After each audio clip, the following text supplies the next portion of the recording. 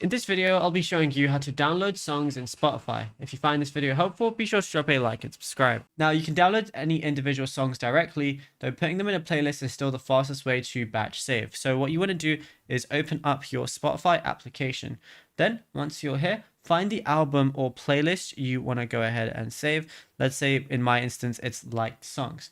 Go ahead and click on it, and then on the top left you're going to see the download icon.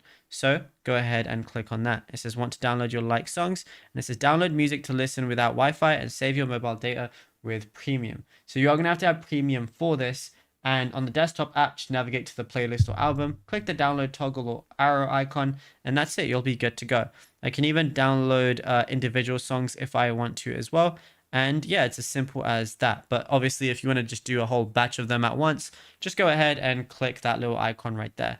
But it's as simple as that. Now, if you found this video helpful, be sure to drop a like and subscribe. And also be sure to check out all our other tutorials that we've been posting on the channel as well.